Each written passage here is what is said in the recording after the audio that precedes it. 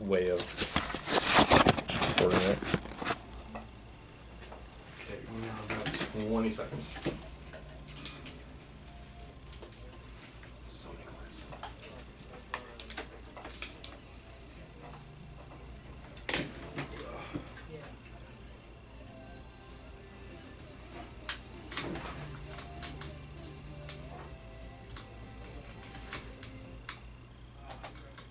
And that was Litsamosa by Phoenix. Okay. It's always a weird title. Anyway, thanks for tuning into WCCast The Whale. You're listening to The Lakeshore with Stevie B and Sid Squid. I'm here. Yeah, she's away from the mic right now. But we have a special in-studio guest, Mr. Adam Jones. How are you doing today? Good. Thank you, Stephen, for having me. Yeah, definitely. So you just finished up writing your novel, In the Land of God. Is that correct? Yes, that's correct. I published it last Monday night. That was pretty hectic. Yeah?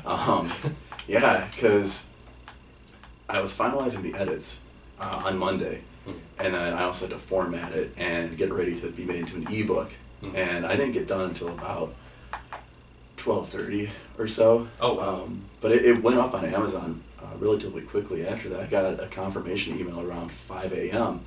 I wasn't up that long, but I checked my inbox and it said, around 5, your book is now live on Amazon, so that's pretty exciting. Oh, great. But yeah. So what's the process of turning it into an ebook? Is it just kind of formatting it? Yeah, it's one of the things I had to do that I didn't know I had to do is create what's called an active table of contents. For anyone listening that doesn't know what that is, it's basically a thing where each chapter is kind of like a mini hyperlink, so that when it's an ebook, you can just jump from chapter to chapter to chapter, and it's required for ebooks. And it creates a table of contents anyway, which for the print version I took out because I was like, this isn't really all that necessary. You don't really see novels with a table of contents anymore unless it's, maybe like it can be broken up that way. Yeah. But this isn't really the type of novel that can be read, chunk by chunk by chunk. At least I don't really think so. There might be there's probably one or two chapters that could be read on their own. Okay, interesting.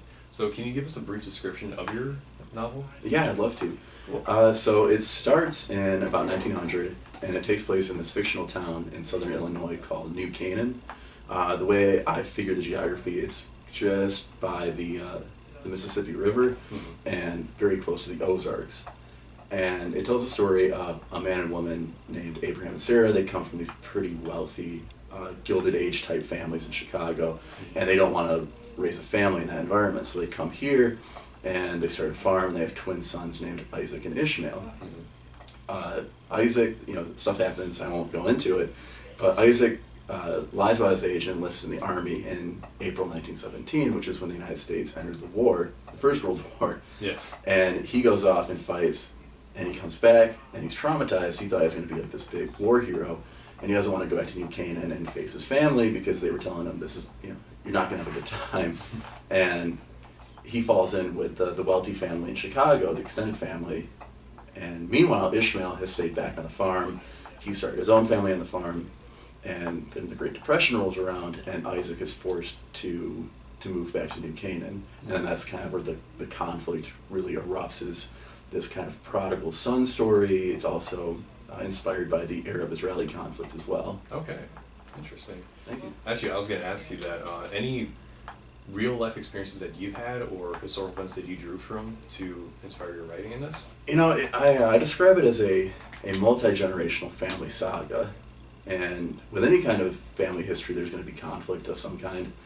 And from the outside looking in, it's always a lot easier to look at these and say, well, this is the solution.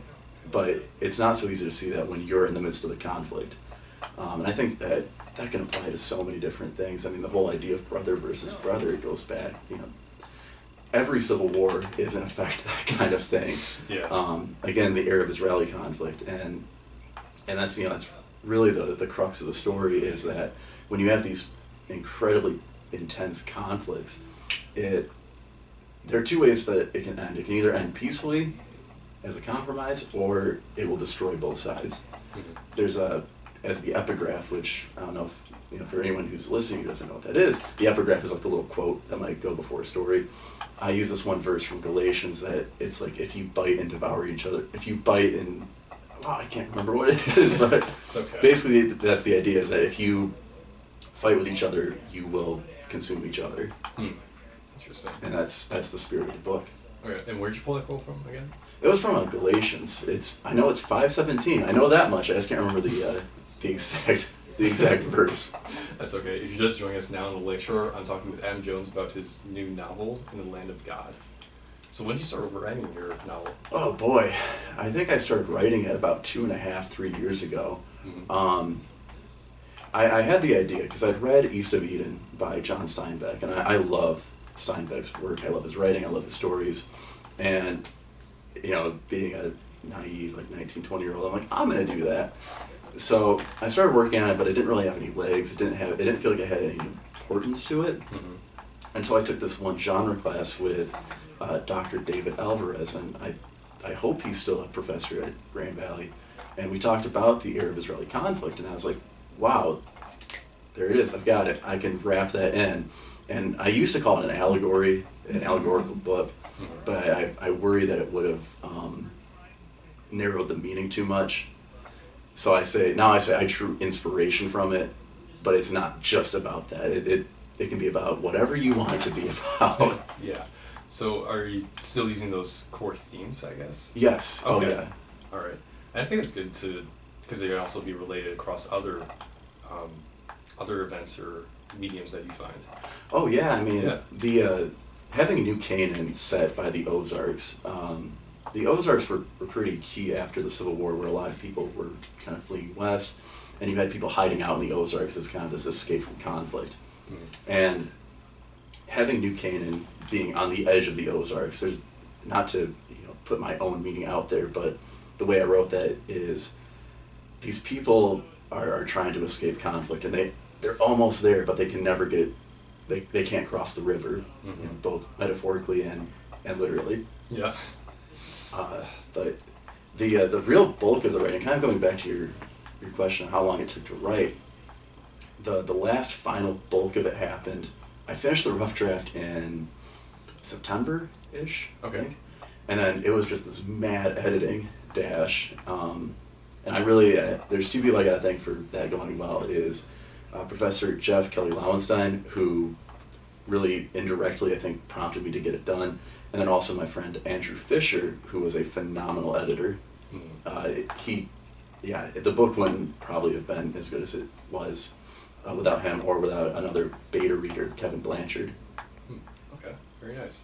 So you said this is set in the 1900s, is that correct? Early 1900s? It starts in about 1900. Yeah. And goes until, by my best guess, I think it's fall of 1934 is when the book or the story is done. So why did you choose that time era to set your stage for your story? Well, the reason I did pick that era is because it feels a little bit more removed now. I mean, we're 100 years after the First World War, and I think that when you distance yourself historically, and even regionally, when you distance yourself, it becomes easier to talk about difficult topics that, if it's written in very contemporary terms in a very direct manner, it can put people off. But if it's kind of from that depersonalized standpoint, you can talk about things and potentially get new allies to a certain cause or movement or whatever. When you say, yeah, you agree with that, right? And they say, yeah, and you say, well, I was talking about this. Okay, cool. So we're gonna take a quick break. Yeah, that's fine. Yeah, right back. After the break, we'll keep talking about In the Land of God with Adam Jones. So don't go away. Okay, cool. Cool. So far, so good. Yeah, so far so good. That's really interesting.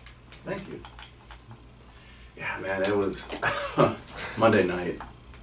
Monday night was nuts. It was the Monday before Thanksgiving. Mm-hmm. Yeah.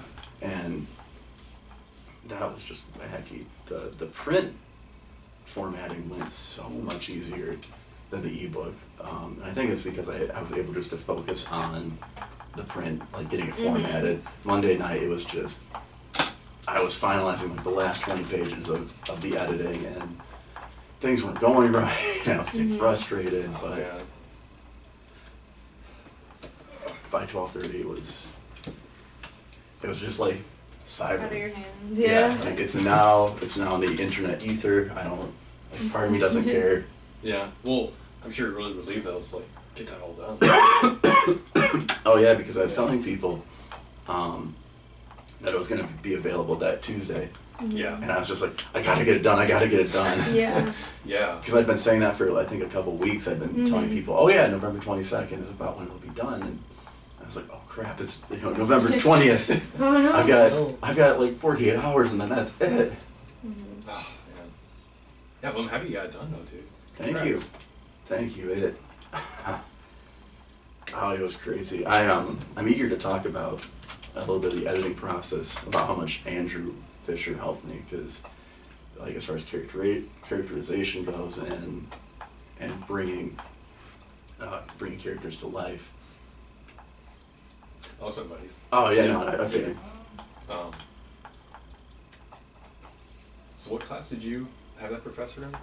That'd be CMJ 325, Issues in Journalism, which I still have them. Oh, okay. Yeah, it's the one right after Beery's class. Okay. I think I have Len for that. Oh, the Issues in Journalism? Yeah, issues in journalism. Yeah. Yeah. Oh, it's a shame because Lowenstein is such a good guy. He's this very like exuberant, very positive older Jewish guy. I think he said he's from like the northeast part of the country. Okay. But he's so funny. He's so down to earth. He's such a caring man, and I love him. That's hard to find people like that. Yeah. Yeah. Very soft spoken in the right ways that he knows like he can moderate debates really well. Even if you can tell it's like from an opposing side. I remember Issues in Journalism, this one kid, he wasn't directly like, oh, that's the countdown for it.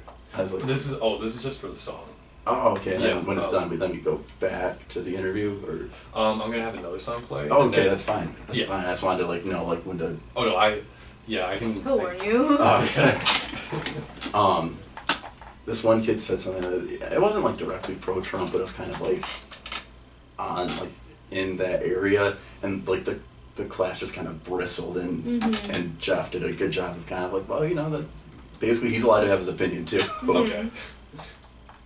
Which that like instant respect that he could, because I know he doesn't agree with those politics, but he's able to say like, well, wait, before we kill this kid over something he said that wasn't even directly support. Yeah. Wait. Yeah. That is good though. I haven't, honestly, like just for my journalism classes, I've had Dottie Barnes, Eric Harvey, Len, and Beery, and that's it. Really? Yeah. I have had Harvey, Beery, Lowenstein, O'Kelly. But I'm trying to think of other. I'm thinking of like communication classes, because I've had Swearinga and John and who else? Oh no, it's my Com 101 professor that I can't remember who it is. Oh, I feel bad. That's okay.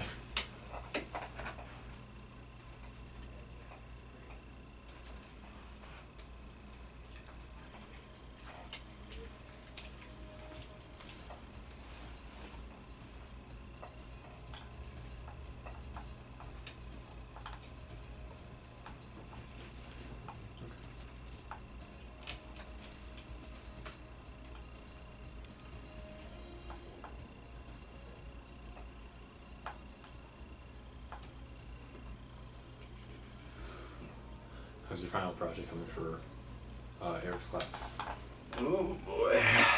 I haven't started yet, so that totally. Don't feel bad.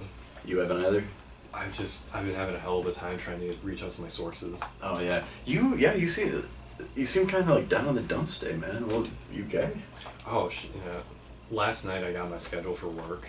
Oh. And it fucking blows because I got to work. Well, first of all, they scheduled me for 4 shifts on Yikes. finals week. Oh my gosh. And I'm like, all right, I need to talk to you about that. Like, no, we're not doing that actually. Yeah, we're not doing no.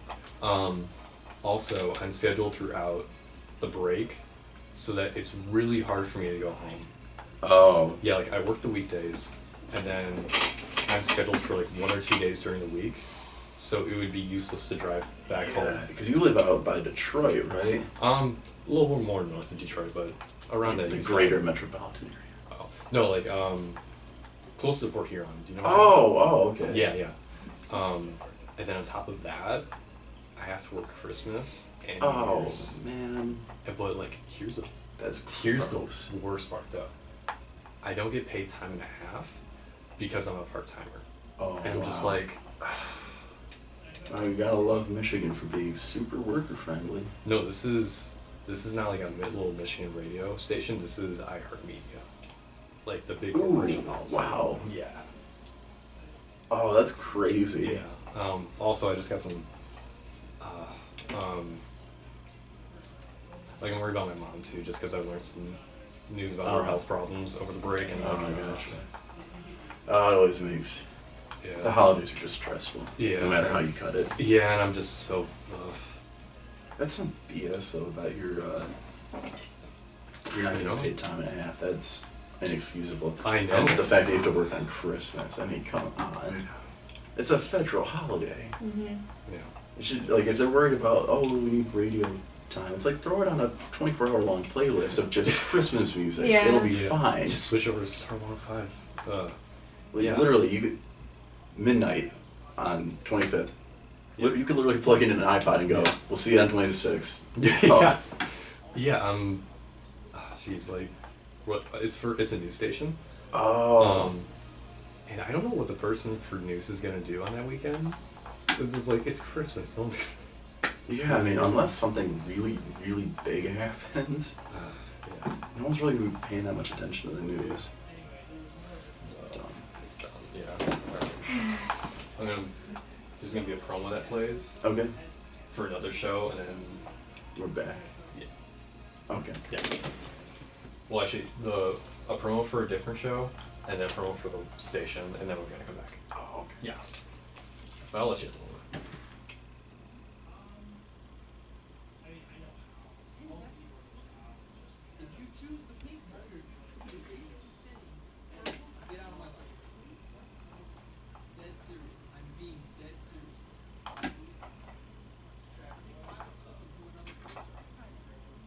We have two small shows.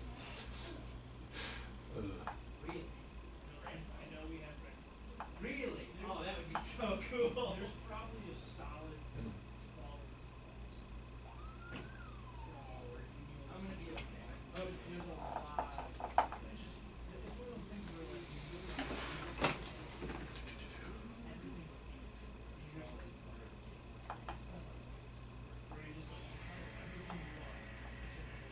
Jay. And welcome back to the Lakeshore. Thanks for tuning in on this Wednesday night. In studio we have the good old Adam Jones. How you doing, Adam? Doing well, Stephen, thanks. Yeah. And if you're tuning in, we were talking about Adam's new book, In the Land of God. Yes. Yeah. Can you give just a short excerpt, just for those just tuning in for it? An excerpt? No, I don't have the book on hand with me,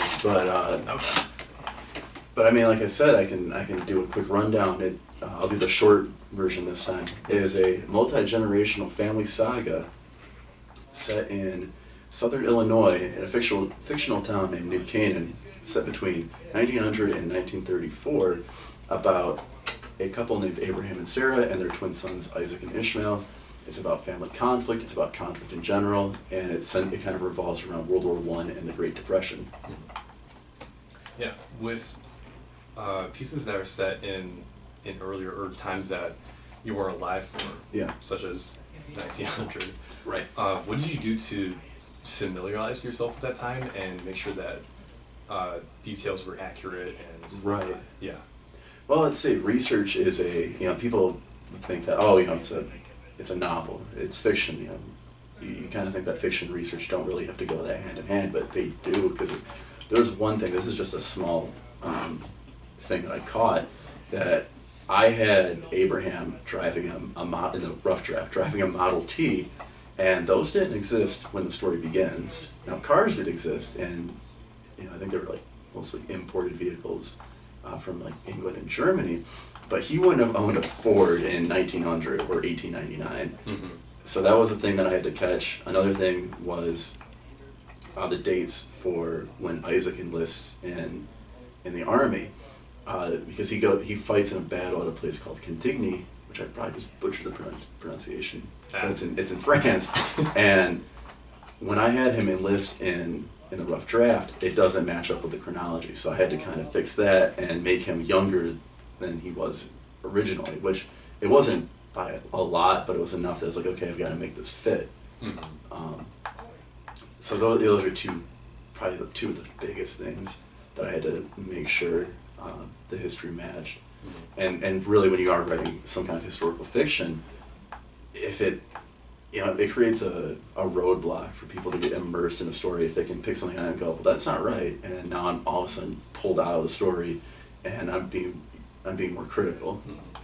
To get into the mindset, I mean, honestly, I love like the first half of the 20th century as far as American literature goes, and the nice thing about that is, yeah, there's certain colloquialisms, certain slang words that we don't use anymore, but by and large, we still talk the same as we did in the 1920s, for the most part, and in a casual sense, which is, my characters aren't engaging in these long, soliloquies?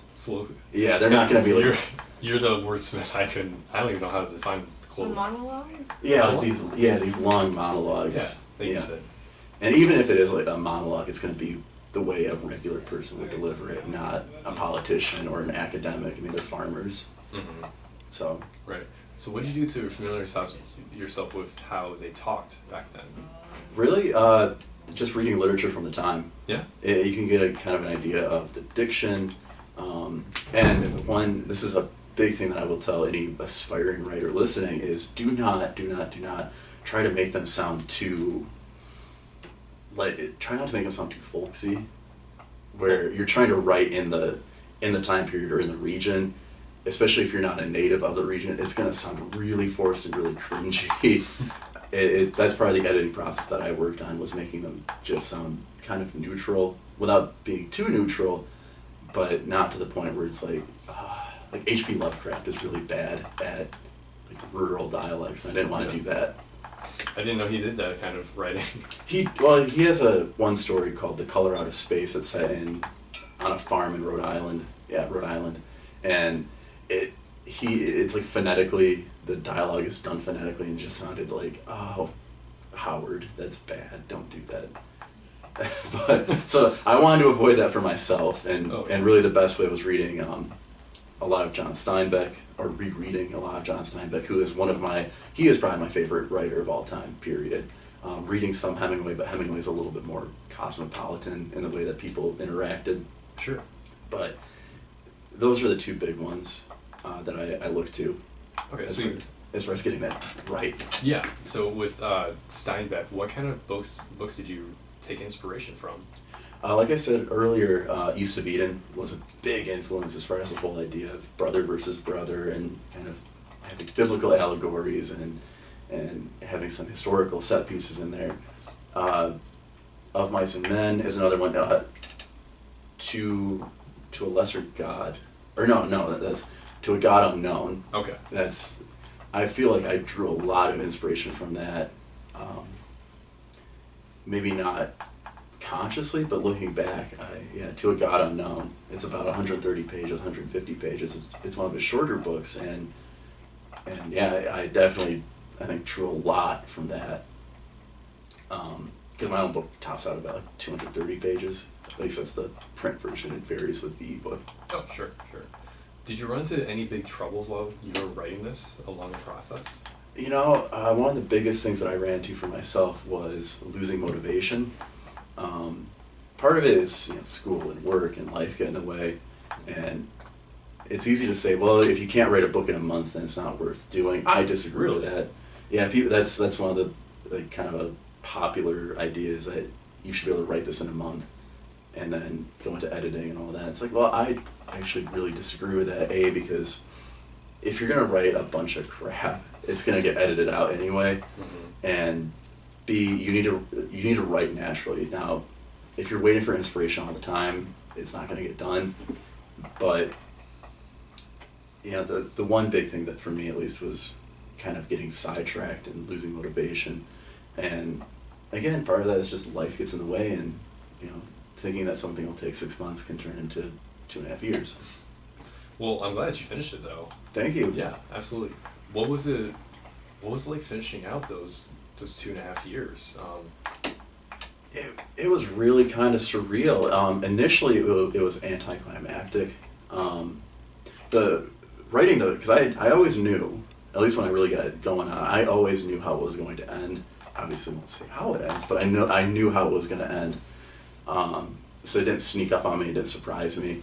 I think the execution surprised me a little bit, but initially it was anticlimactic, like when I got the rough draft done, and then as it started to sink in, I was like, oh, okay, you know, that big part of it is done. And then uploading it at first was anticlimactic. I think that's just because I was so stressed out. And it was just kind of like, I don't care, I'm just glad it's done. Yeah. But in the days afterward, it was the excitement. It started to set in, especially when I looked at it on Amazon. I'm like, wow, that's cool. And when I learned yesterday, because in Professor Kelly Lowenstein's class, you know, I had kind of talked about it before, and I finally said, hey, it's done. And he brought it up on the projector. Yeah. And it was super exciting to see it up there, and you know, hearing people's reactions, and then seeing a 5-star review as my first review, where I was I was like, whoa, I didn't even know that. And that, I mean, that's a big confidence booster right there. Sure, yeah. So yeah, I mean, that's my feeling so far, and I can't wait to do more promotional stuff for it and writing articles on my blog about like the Battle of Cantigny or the 28th Infantry Regiment or the Great Depression, and dispelling certain myths about the Great Depression and going into all of these different details. Absolutely. So now that you're done with this novel, do you Yeah. have any future plans for more writing? I do. Cool. My cover designer and artist is named Micah Chapin. He and I are working on an anthology, or planning to work on an anthology of weird fiction and horror fiction. Weird fiction is like that 1920s, it came from the lagoon type, kind of goofy, pulpy stuff.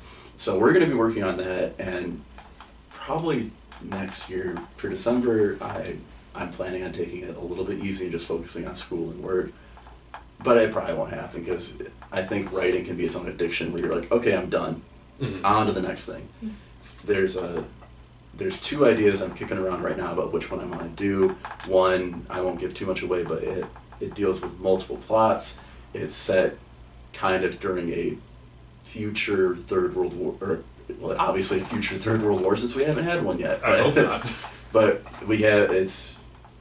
it deals with, again, conflict and how it impacts people and the different ways that it can impact people. The other one is, it'd be too difficult to talk about like in a condensed way yet, but there's another idea out there that I'm excited about getting into. Well, let's talk about that first idea. I think from your first novel, you like to sort of humanize the people that are going through all those tragedies of the First World War and the Great Depression. So is that what you want to do with this idea that you're kicking around? Yeah, definitely. I think now more than ever, because we're kind of going through this wave of uncertainty. I think there's a certain apocalypticism in our culture right now, and I think art should try to reflect the time that's written in. And obviously this is hyperbolic. You know, I don't think we're on track for a Third World War. Fingers crossed, knock on wood. But I definitely want to go with that idea. It's an idea that I've been not working on, but I had in the back of my mind since about high school, where I knew how I wanted to end it, and now it's just working my way back from that ending and building a story around it. Mm-hmm. That one, I think, now that I've written one novel, the second one will come a lot easier. Very nice. Yeah, and don't feel bad about taking your time with writing. One of my favorite movies is still Inception, despite all of the jokes. And Christopher Nolan, I think he took 10 years or so to perfect the script, because he just wanted to be very articulate with the details of it. Oh, that makes sense. Yeah, and how his dream sequences would work and whatnot. Right. Yeah. And I know I can definitely empathize with that. I think that when you try to rush something, when you try to rush a work of art, I don't know, it kind of shows sometimes. Definitely. Unless you're like was it Less Than Zero by Bret Easton Ellis. He wrote that in 3 weeks. 3 weeks. And he was like 21 when he got published. I can't even. There's just those people that have great success when they're our age, and we just feel the best. Yeah. Like, I was watching this video in my leadership class. That's for my capstone, and apparently, Oprah was a big news reporter when she was around Really? like 16 or 18 years old, and she was like doing the 11 o'clock news at that age. Whoa. Yeah, and I was Wow. like, well, I'm just here. Yeah. But you know, I think one of the things that does keep my confidence up or self-esteem up is thinking, okay, I got it done. I'm trying to remember the statistics, but it's like 70% of Americans want to write a novel, 10% actually attempt it, and 1% actually get it done. Wow. No one quote me on that, but that's from what I've heard casually. It's a pop fact or something like that. Okay. So, I mean, A, I'm glad I got it done. B, I've sold, I think last count, 10 copies. Hey, that's a start. But still, you know, here's my thing with writing. As long as one person, aside from me, enjoys what I've written, then it's totally worth it. But the money is nice too. Absolutely. On that note, we're going to take a break. Okay. All right. And getting to some music, we have the Wombats and Phoenix coming up, so don't go away. All right. I think after this music break, we'll have some closing thoughts. Yeah, that'd be fine. I can do like little social media plugs, like where, you know, probably where, like, I'll do the Amazon thing. Okay. I'll do my blog, just because it's easy, like, because I use my middle name in it, so it'll be easy to like explain and spell that out. All right, cool. Mm-hmm. Now, as far as the you are recording. Yep, right there. Oh, okay. Yeah, we've been recording for about an hour and a half now. Oh, okay. Yep.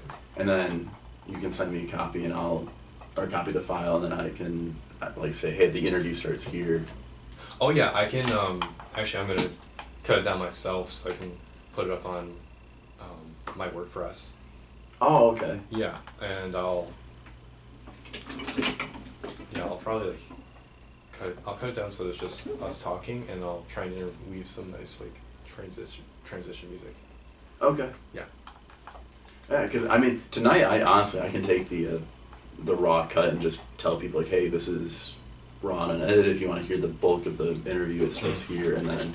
Well, the thing is, we're recording the radio show, so we're recording. Oh, so you get the music and the promos, okay. Yep. Then maybe I can do something with that and with my copy and like just rip the audio and say, hey, there's some filler, you know, but not to call this filler, but. No, it's fine. Okay. Yeah, we're still recording. All right, good. Yeah. Yeah, not to scare you. No, there wouldn't be a reason why it's not. No, I mean, there was one time for the Veterans History Project when I was recording with that, and I had a 16 gigabyte card in there, and I didn't know that I didn't know it was all full. Oh no. Yeah.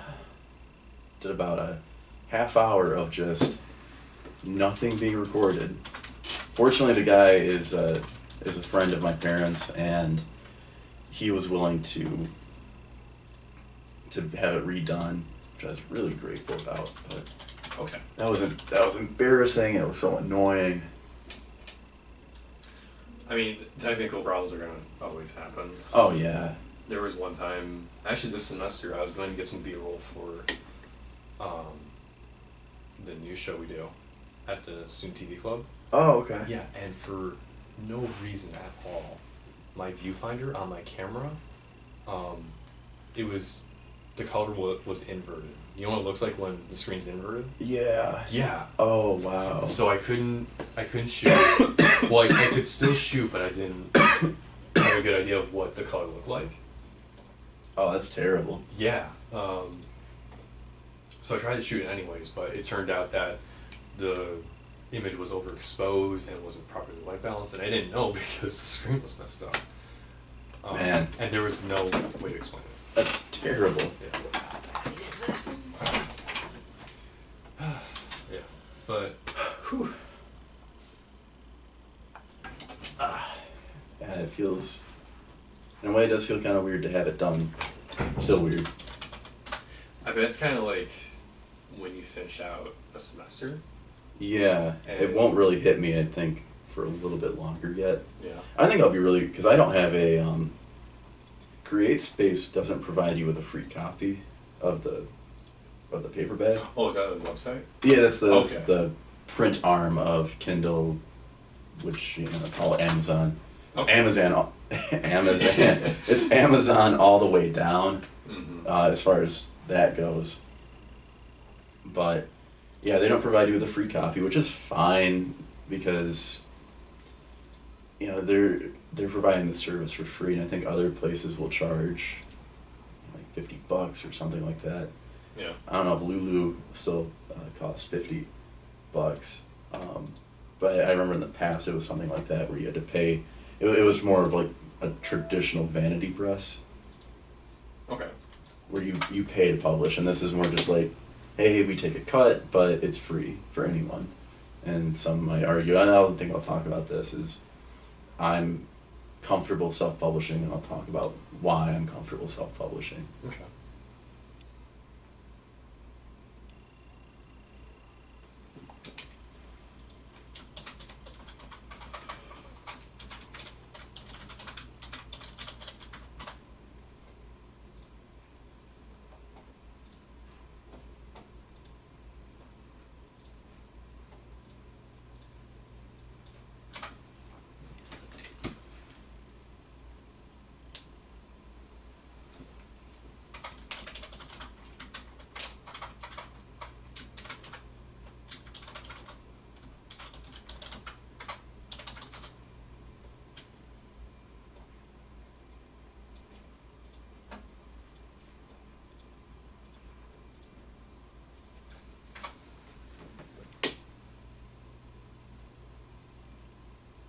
So you're staying here over the break, or are you gonna go home?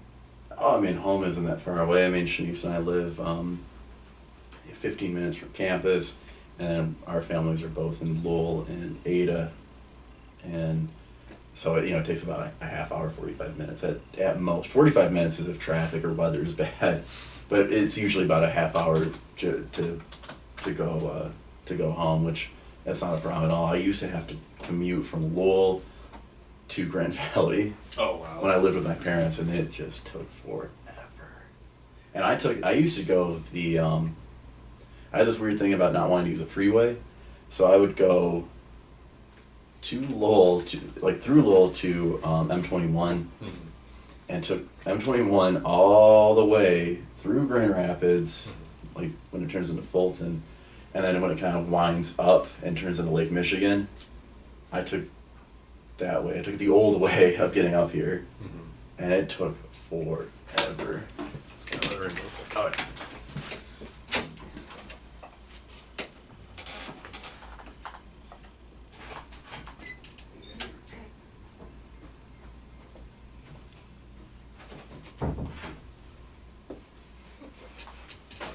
Yeah, that was not fun at all, especially in winter. Because I started coming here when it was the really bad blizzard or series of storms in early January, Oh sure. where we didn't have the semester got delayed for like 3 or 4 days. Oh yeah. Yeah, were you here? No, I That don't would think have been in January 2014. No, I was at community college. Oh, you're still there. I Yeah. just transferred to Grand Valley from GRCC, and it was nuts. Like it snowed a ton, and the wind chill. Like it was dangerous to be outside, and that's part of why they canceled classes the first couple days of the semester, because it was like, we can't have people walking to and from class because they might get frostbite in the time it takes to go from point A to point B. I gave you this song. Yeah, you did. Anyway. But yeah, that was horrendous. Mhm. And I used to take the bus. There's a funny story.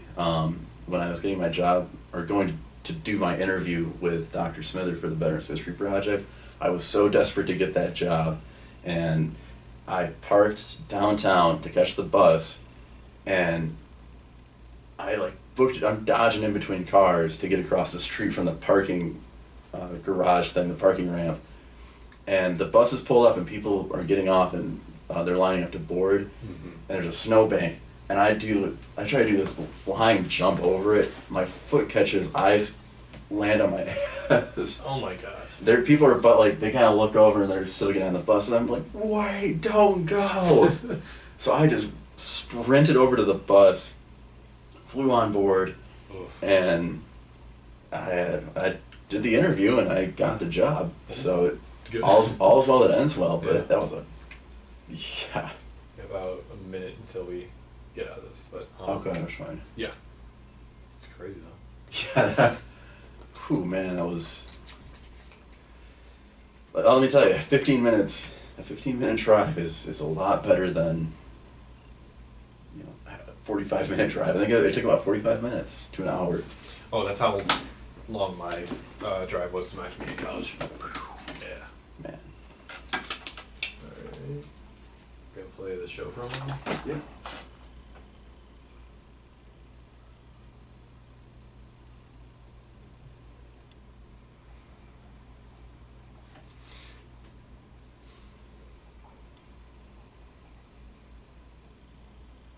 I try and help out shows, and I don't even know what they play.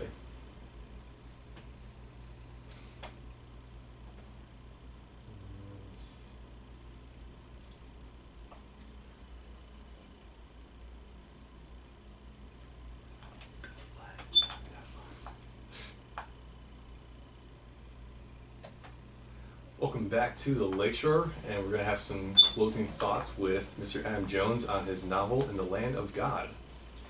Thank you, Stephen. Yeah. One thing we were talking about on the break was that I self-published, and it was a decision that I really struggled with over the course of writing this thing. For a while, I wanted to do, I was going to send it off to an agent or to one of the big, whatever it is, big four, big five. They keep consolidating. Like with a lot of things nowadays. Yeah, and the more I researched it, the more I was like, well, first novels are always kind of dangerous territory for agents and for publishers, especially now. B, creative control goes out the window, and with this, it was so nice to have an editor that I knew wouldn't tell me you were going to do it this way, but it was like, I highly suggest you do it this way. Having control over the cover and having better royalties. I mean, it's 70% I get 70% of the ebook profits. And then with the print, it's something different, but it's still better than it would be in a publishing house. And it's not that I'm never going to self-publish in the future, or not. I'm never going to traditionally publish in the future, or try to. But I figured this way I can kind of start to create a following, so I could take that following to an agent and say, hey, people do read my stuff.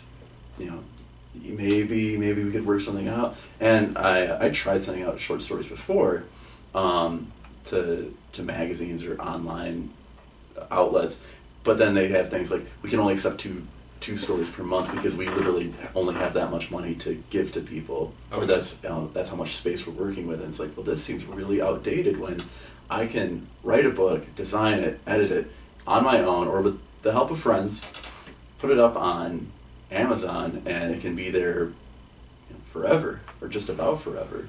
And yeah. So self-publishing is sort of just a step for you, and when you gain more of a following, you think you'll go to a bigger publisher? I might. Yeah. I might. I do like the control. I like the independence of it. I think when it gets to literary fiction, especially, control is important for the writer, because otherwise it can start to be too commercialized, or it can be stripped down in favor of making money. And I always say editors and executives, they're not perfect people. They don't always know what they're talking about. They can make some pretty shoddy calls. And I don't know if I would want to do that. And I also thought, there's some really good smaller publishers out there. There are phenomenal small publishers out there, but I was like, well, at that point, I'd be doing it for the pride of saying I got published by a publisher. I'd be probably making about the same money or getting the same kind of exposure. That's not a slam against them. It's just kind of the nature of the thing. And I was like, well, I could do that, wait forever to hear a response, wait for it to get published, or I can do it myself and it can be up and at least it's starting to get into readers' hands. Right. Yeah, it can be tricky when you work with the publishers, and because they kind of act as that gateway to between you and the public. Right, and the thing is, in the age of the internet, the idea of having a gatekeeper, I think it should apply to certain things like journalism. I really do think we should have some kind of gatekeeper on journalism, like we've talked about in class. Yeah. But when it comes to the arts, there shouldn't be a gatekeeper. The public is the gatekeeper, and really, if you're going to have any kind of gatekeeper, it should be critics who are saying, this book is out there, this movie is out there, this game is out, whatever, and yes, it's worth your time, or no, it's not really worth your time, or it might be worth your time if you're into that sort of thing. But yeah, and I do not regret self-publishing at all. No, it's great that you did exactly what you wanted to. Yeah. And I thought about this over the break. You said you cut it out a lot. Oh my gosh, yeah. It was, when I finished writing it, it was about 330 pages. And now it's at 230. So yeah, I cut about 100 pages of material, and it's not, part of it is I did want to go for that kind of, mid 20th century stripped down writing style where it's just the story. You're just trying to tell a story. You're not going off any tangents. You're just, it'd be like sitting down at the bar next to someone and they're like, I'm going to tell you the story. And they would tell it the way it's written. Sure. Or it's written the way it would be spoken, I guess is the better way of putting it. And I lost my train of thought. That's okay. No, I was just interested if you had any additional plot lines within the story. No, not really. I condensed stuff that it was able to be condensed, and that saved a lot. And there was a lot of dialogue. It was really dialogue heavy in the rough draft, where it's like people talk a lot. I'm a testimony to talking a lot. But in a drama or a dramatic setting like that, it's not going to be like these long-winded conversations, because that just gets boring after a while. People don't want to read what would be the equivalent of a 2-hour conversation between people. Oh goodness, no. So that was where I cut a lot of stuff, and again, just general condensing of setting and plot elements, and saying in a sentence that I had said in a paragraph, if that makes sense. No, it does, absolutely. Well, we're about to close out the show. Okay. Adam Jones, thanks for joining us here today. Thank you. Do you care if I do a little social media plug? Oh, absolutely. Go ahead. You can find me on Twitter at @AHANJones. That's AHAH. Wait, that's AHAHN Jones. You can find me on WordPress at www.ahan, again that's AHAHN Jones.wordpress.com. And then you can also find In the Land of God on Facebook, and you can find it on Amazon as an ebook and as a print copy. It's got a 5-star rating right now. It does have a 5-star rating, and the ebook is $2.99 and the print is $9.99. Great. Congratulations on it. Thank you. We're going to close out Lakeshore. Sid, Woo. do you have anything to say? Your book sounds cool. Yeah. Thank you. Yeah. Thanks for tuning in, and we'll catch you next week. That's the week before finals, right? It is. Man, yeah. Semester's wrapping up. Boy. It's kind of scary. A little bit. A little bit, yeah. A little bit. I don't know, after writing a book, it's a little bit easier to be like, oh, a 6-page paper, get out of here. Yeah, definitely. Okay, thanks for tuning in to Lakeshore today. We'll catch you next week, same time, same place. And thanks, and toodles. Bye. Have a good night. Cool. All right. Cool. Yeah, thanks for dropping by. Man. No, I enjoyed that. Cool. How do you like radio? What was that? How do you like radio? It's interesting. It's